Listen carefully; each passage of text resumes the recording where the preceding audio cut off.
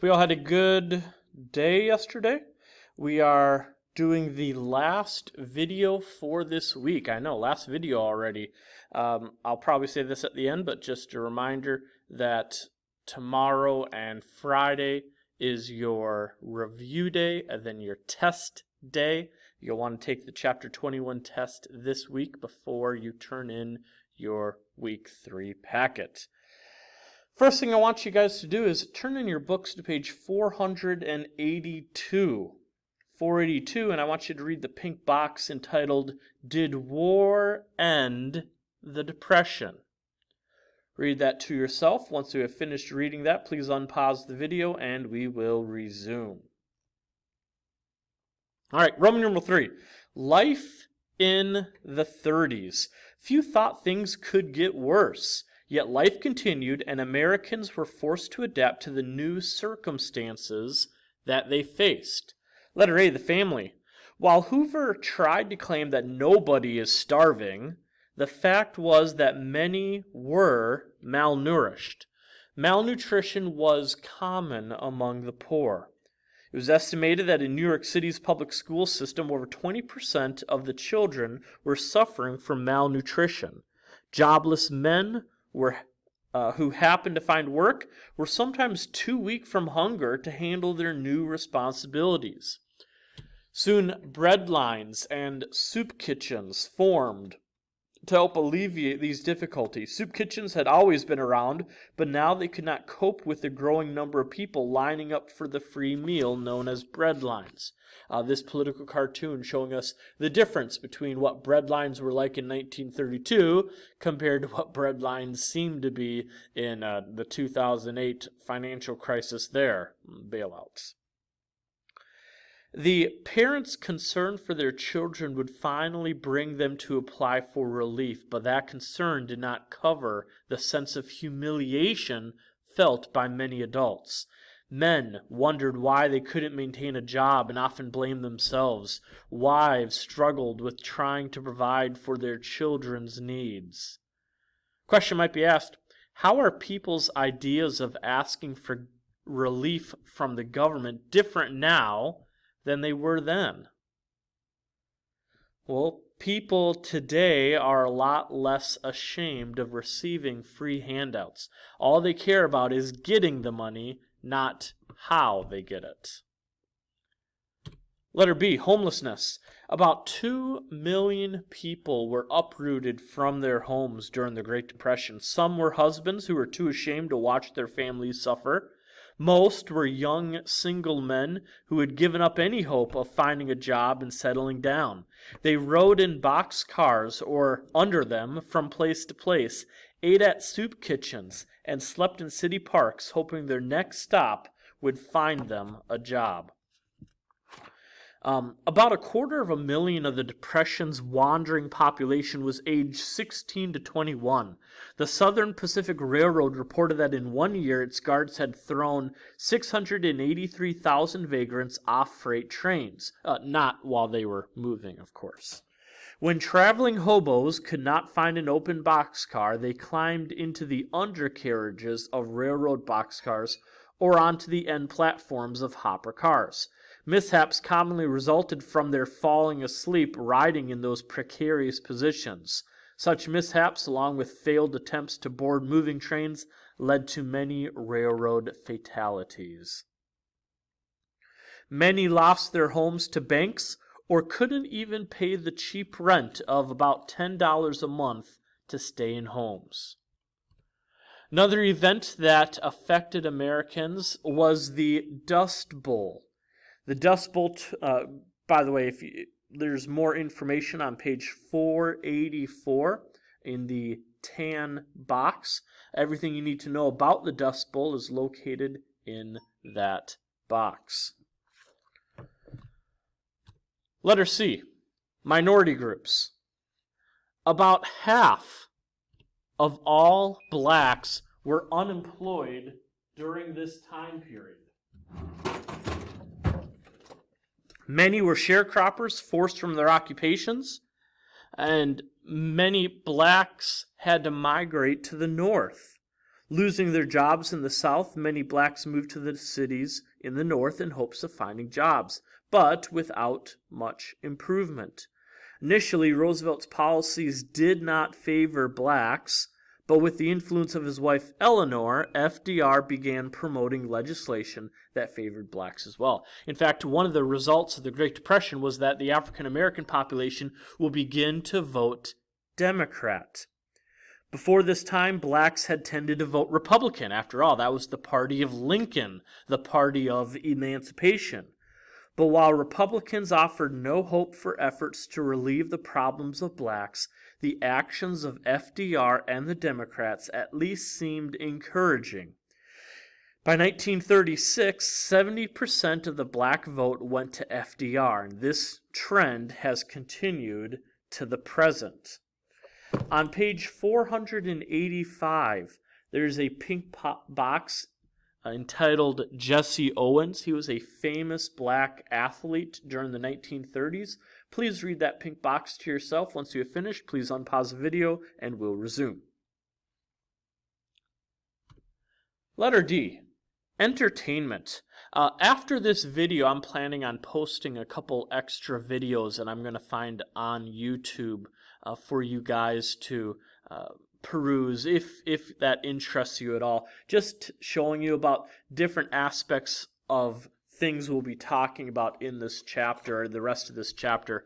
If that interests you at all, be my guest. It's not testable material, but with the opportunity of seeing more things online, we have that opportunity. So let's talk about the entertainment of the 1930s. While at least 25% of Americans were suffering through the Great Depression, there were more Americans who were doing fine. The Roaring Twenties, yes, were long gone, but for most there was still time for amusements and diversions.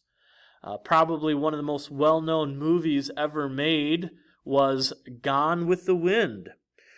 It was originally a book written by Margaret Mitchell in 1936. It became a movie in 1939 about life in the South around the Civil War era. During the 1930s, Hollywood will produce over 5,000 films. Probably couple of my most enjoyable movies I remember from that time period. Of course, you have The Wizard of Oz, 1939, as well as The Adventures of Robin Hood, starring Errol Flynn. So in case any of those movies, that time frame interests you, those are a couple movies I highly recommend, at least for nostalgic purposes. Another movie that was done, of course, during this time was Snow White. It was the first full-length animated movie made in 1938. Probably one of the most famous and first child stars of Hollywood was a little girl named Shirley Temple. She was a child movie star during the 1930s.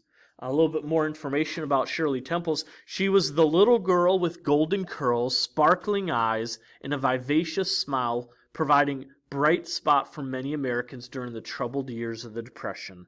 That girl, Shirley Temple, won the people's hearts and lifted their spirits with her charm, cheerful optimism, and catchy songs. Shirley did her first acting when she was only 3 years old. 2 years later, Shirley got her first serious role in the film Stand Up and Cheer.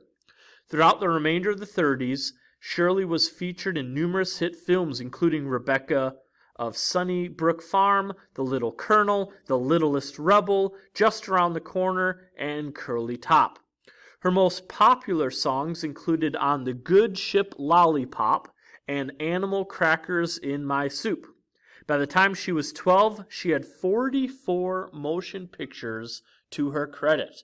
While we think of Shirley Temple only as a child, she actually had quite a life after that time period. Temple continued in the entertainment industry through the 1950s, but her popularity was greatly diminished. She found her place as an adult in Washington, not Hollywood. Under various Republican administrations in the 1960s through the 80s, she served as a U.S. representative to the UN. She was ambassador to Ghana. She was the chief of protocol, the Foreign Affairs Officer for the State Department, and Ambassador to Czechoslovakia. So quite a full and complete life. She passed away in 2014. Another well-known form of entertainment was watching, or I should say listening to, The Lone Ranger. This was one of the more popular radio series, The Lone Ranger. It was a Western story of the good guys beating the bad guys. Later on in the 1950s, it would become a TV show. Bing Crosby became famous for his singing at this time. Benny Goodman and his swing music. Later on, swing music would become more popularly known as jazz. The War of the Worlds.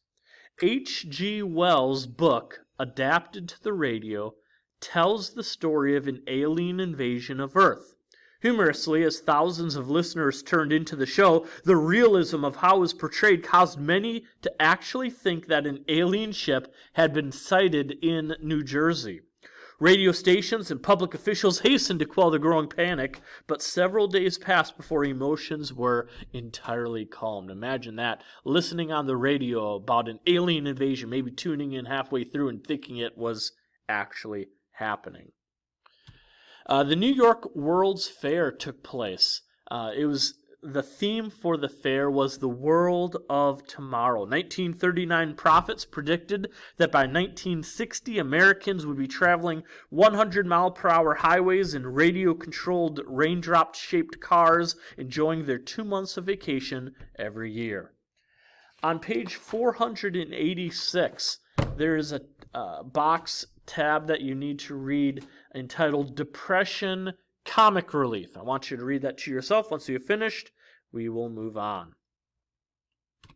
I don't know about you, but when I get the newspaper, usually the first thing I turn to as well is the comic strips.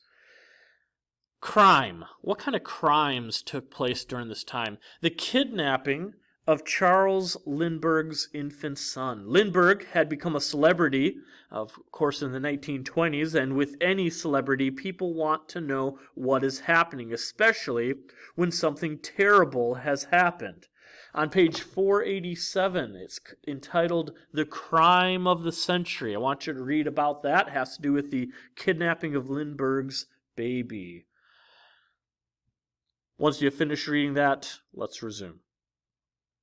Also, during this time, the most wanted list was created by the FBI. Remember, the FBI stands for Federal Bureau of Investigation. Agents led by J. Edgar Hoover became heroes as they tracked down criminals. Criminals such as John Dillinger, Pretty Boy Floyd, Machine Gun Kelly, Babyface Nelson, and a couple in crime known as Bonnie and Clyde. Letter F. Flight.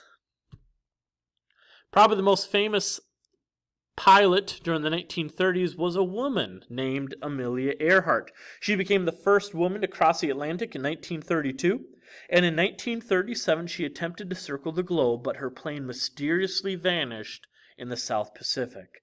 Will Rogers, the popular humorist, also died in a plane crash in Alaska. Also, the crashing of the Hindenburg, the Zeppelin Hindenburg. As the Hindenburg was a huge German Zeppelin that crashed as it neared its landing spot in New Jersey.